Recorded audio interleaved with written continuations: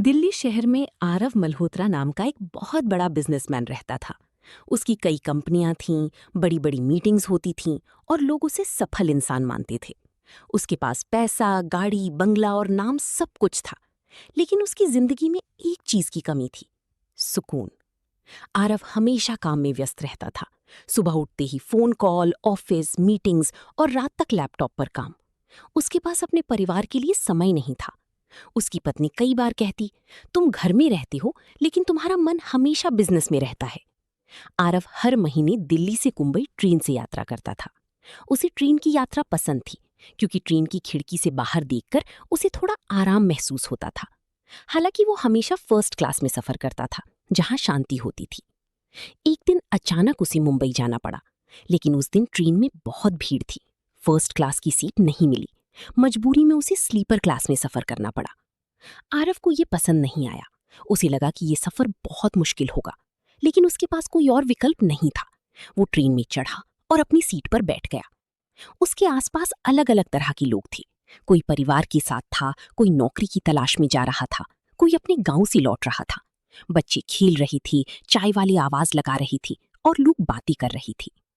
आरव को ये सब शोर पसंद नहीं आया। उसने अपना लैपटॉप निकाला और काम करने लगा। उसी डिब्बे में एक बुजुर्ग व्यक्ति बैठे थे। उनके चेहरे पर शांति थी। साधारण कपड़े पहने हुए थे, लेकिन मुस्कान बहुत प्यारी थी। वे बार बार बाहर देखते और मुस्कुराते। कुछ देर बाद उन्होंने आरव से पूछा, बेटा, कहाँ जा रही हो? आरव ने बिना ज्यादा ध्यान दिए कहा, मुंबई। काम से? हाँ, बिजनेस के लिए। बुजुर्ग ने मुस्कुराकर कहा, अच्छा है, मेहनत करने वाली लोग आगे बढ़ती हैं। आरव ने सिर हिलाया और फिर अपने काम में लग गया। कुछ देर बाद ट्रेन एक छोटे स्टेशन पर रुकी। एक गरीब महिला अपने छोटे बच्चे के साथ ट्रेन में चढ़ी। बच्चा भूखा था और रो रहा था। महिला के पास खाने के पैसे नहीं थे। वो बच्चे को चुप कराने की कोशिश कर रही थी। तभी उस बुजुर्ग आदमी ने अपने बैग से केले निकाली और बच्चे को दे दिए। बच्चा तुरंत चुप हो गया और मुस्कुराने लगा। महिला ने धन्यवाद कहा। आरव ये सब देख रहा था। उसे हैरानी हुई कि आजकल कोई किसी अनजान की इतनी आसानी से मदद नहीं करता। कुछ देर बाद चाय वाला आया। बुजुर्ग ने 2 चाय ली और एक चाय आरव को देते हुए बोले, लो बेटा, चाय पी लो। आरव ने पहले मना किया, लेकिन फिर चाय ले ली। आरव ने पूछा, आप क्या करते हैं?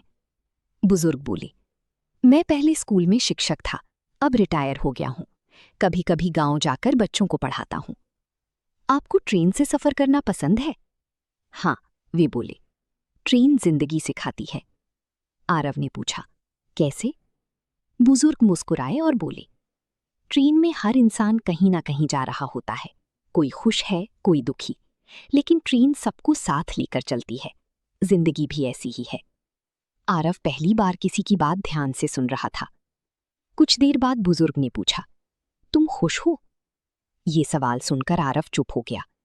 उसने कभी खुद से ये सवाल नहीं पूछा था। कुछ देर बाद उसने कहा, मेरे पास सब कुछ है, लेकिन शायद मैं खुश नहीं हूं। बुजुर्ग ने कहा, पैसा जरूरी है, लेकिन जिंदगी सिर्फ पैसे से नहीं चलती। इंसान को रिश्ते, समय और प्यार भी चाहिए। रात हो गई। ट्रेन तेजी से आगे बढ़ रही थी। आरव खिड़की के पास बैठा बाहर अंधेरा देख रहा था। उसे अपनी बचपन की याद आई। वो अपने पिता के साथ ट्रेन में सफर करता था। तब जिंदगी आसान थी। अब उसके पास पैसा था, लेकिन खुशी नहीं थी।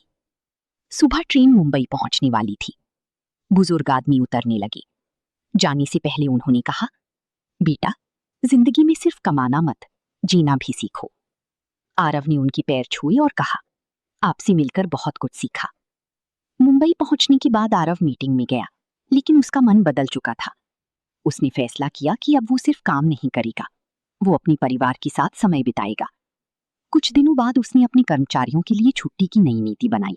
गरीब बच्चों की पढ़ाई के लिए फंड शुरू किया। अब वो पहले जैसा बिजनेसमैन नहीं था। उसके चेहरे पर सुकून था।